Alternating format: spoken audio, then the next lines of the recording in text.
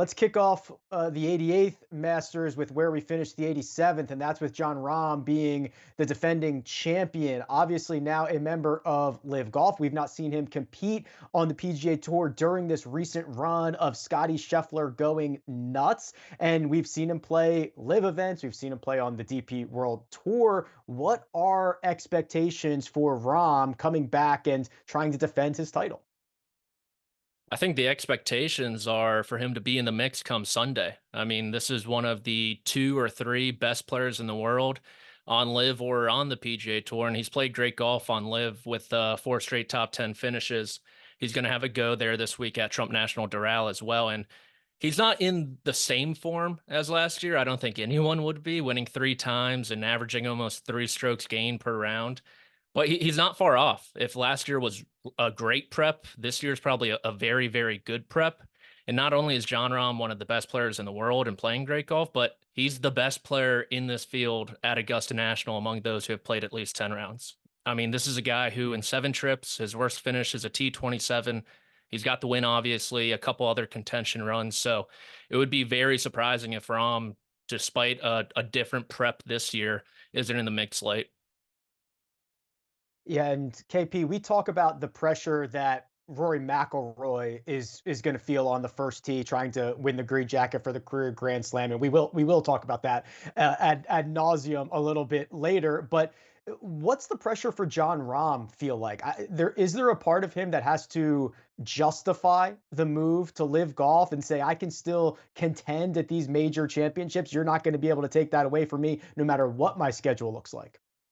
Yeah, I think I think maybe. I think the bigger pressure for Rom actually, he did a conference call with some kind of a group of media, I guess 2 weeks ago now, and he was talking through the Champions Dinner, and he was talking through just sort of a little bit of what his week is going to look like as the defending champion, and he was very nervous. He was very sort of out of his world. And I think this gets at something that Mark was alluding to earlier, which is Augusta National and the Masters is so different than any other event. Even if you're the defending US Open champion, which John Rahm has been, or the defending PGA championship winner, or the defending Open champion, all three of those are a big deal, but they're not like the Masters because of the emphasis that Augusta National has put on its own history, for better or worse, that puts a lot of pressure on the champion. And I think that is pretty separate from all the Live stuff. There might be some pressure. I think the Live PGA Tour storyline is actually more interesting this year because Live just has a lot better players than it did a year ago between Rahm and Tyrrell Hatton and all the guys that they had prior. Now Brooks is a reigning major champion. So I think there is some Live PGA Tour storylines to be had, but I think with Rahm specifically, it's more about the emotion of being the defending champion. He said he can't even really think about the speech that he has to give at the Champions Dinner on Tuesday night because it makes him too nervous. So I think that'll actually take more out of him emotionally than maybe anything else he encounters that week.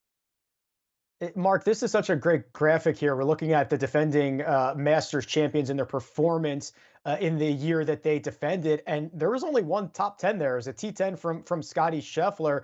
There is something inherently more difficult than just having your face, picture on a poster as a defending champion at some of these PGA Tour events, to having to host the Masters or the Champions Dinner, having to kind of be a part of history now and play great golf.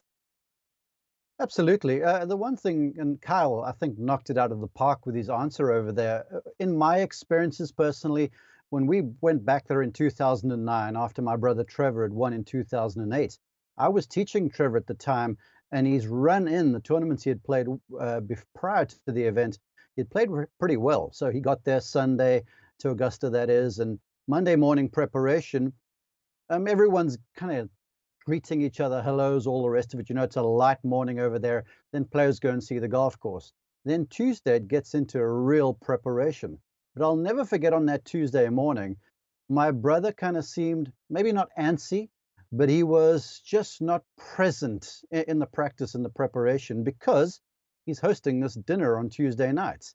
And obviously the day went well. He had a decent practice session, but you could see all the time he was thinking about the champions dinner, and he was thinking about, what he was going to say. And then you wonder, perhaps, I'm sure he did and Rahm does, well, are the champions going to enjoy what I have to offer? Because it's a big deal, this thing. And, you only get to host this once, maybe twice, 3 times if you're a legend. So then you have that day. So preparation on Tuesday is somewhat scuttled given your commitments in the evening. And then Wednesday, normally it's a light day because you have the par 3 contest in the afternoon. So it's a weird sort of a preparation coming into the event Thursday morning when you're coming back as the defending champion. But the one thing about Augusta National is it loves its champions, because there's a conundrum, there's a nuance to the golf course, and you figure out your way around there. And once you've figured the puzzle, if you will, coming back, it's not like you're having to spend that much time around the greens on the course because you sort of know where hole locations are likely to be. You can reminisce. I mean, I was there with Larry Myers, working with him prior to Masters, and he would talk about hole locations on 11 and all the sort of stuff that he's experienced through the years. So yes, it'll be emotional for Jon Rahm. Look, we know he's an emotional guy, and this stuff will tickle his sensibilities. And I would venture to say Tuesday he'll be kind of disconnected for a little while. Then Wednesday you'll see things settle. But then on the horizon Thursday morning is now you're teeing it up and you're waiting for that announcement. Or please, Jon Rahm now driving. So it's a really sort of spiritual, emotional experience. And I can see why, just because of all of that, having been close to it, why it's so hard to defend.